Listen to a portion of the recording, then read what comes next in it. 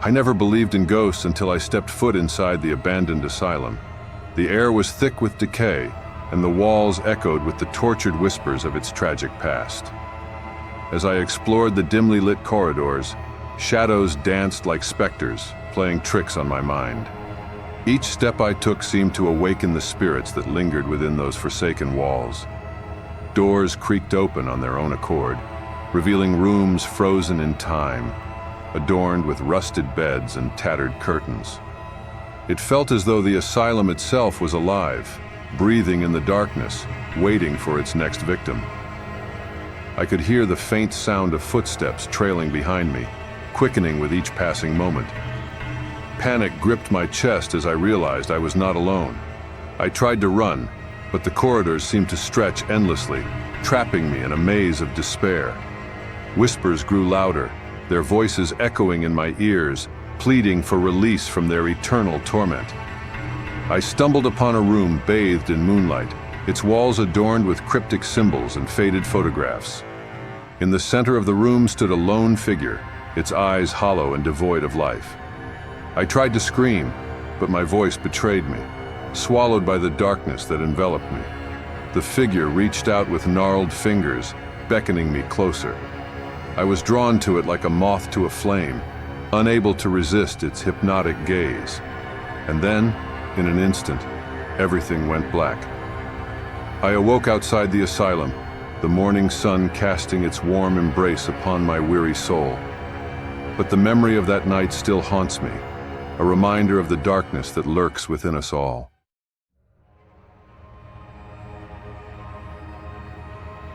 The asylum loomed before me, a monstrous shadow against the fading light of dusk. Its windows were like eyes, watching, waiting. I shuddered, but I had to go in. The rumors of what lay within had plagued my dreams for weeks, and I needed to know the truth. The air inside was thick with dust and decay, the silence broken only by the sound of my own footsteps echoing off the walls. Every step felt like a descent into madness, like I was crossing a threshold into another realm. As I explored deeper into the asylum, I felt a chill settle over me, a feeling of being watched by unseen eyes. I tried to shake it off, but the feeling only grew stronger with each passing moment. In one room, I found a rusted wheelchair, its wheels coated in a thick layer of grime. As I reached out to touch it, I heard a faint whisper, like the sound of someone calling my name from the shadows. I spun around, but there was no one there. I pressed on, my heart pounding in my chest, until I came to a door that seemed to beckon me forward.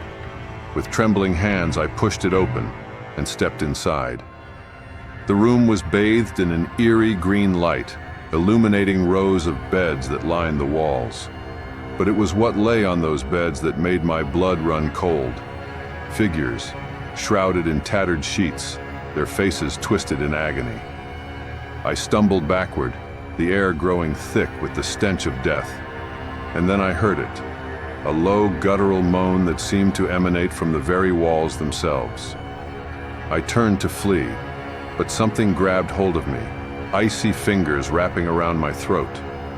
I struggled against it, gasping for breath, but it was no use. The darkness closed in around me, and as I slipped into unconsciousness, I knew that I would never escape the asylum's grip.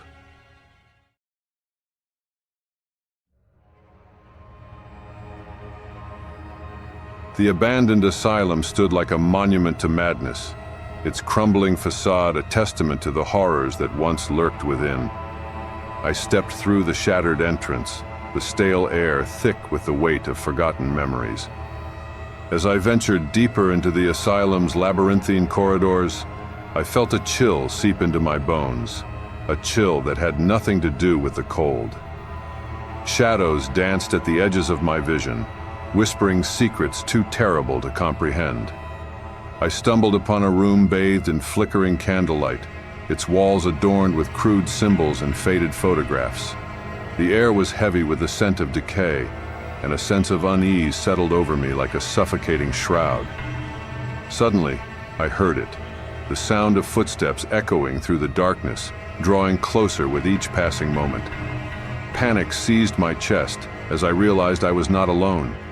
I tried to flee, but the corridors seemed to shift and warp around me, trapping me in a maze of despair. The footsteps grew louder, closer, until they were right behind me. I turned, heart pounding in my chest, to confront whatever horror awaited me. But there was nothing there, only the empty darkness staring back at me. I pressed on, driven by a primal instinct to survive, until I came upon a door that seemed to pulse with malevolent energy. With trembling hands, I pushed it open and stepped inside. The room was bathed in an unholy light, illuminating a scene straight from my darkest nightmares. Figures writhed and contorted upon rusted beds, their eyes vacant and mouths twisted into grotesque screams of agony. I recoiled in horror, but it was too late. The figures turned towards me with empty eyes, reaching out with gnarled hands to drag me into their nightmarish world. And as darkness consumed me, I realized that in the asylum's depths, there was no escape from the horrors that lurked within.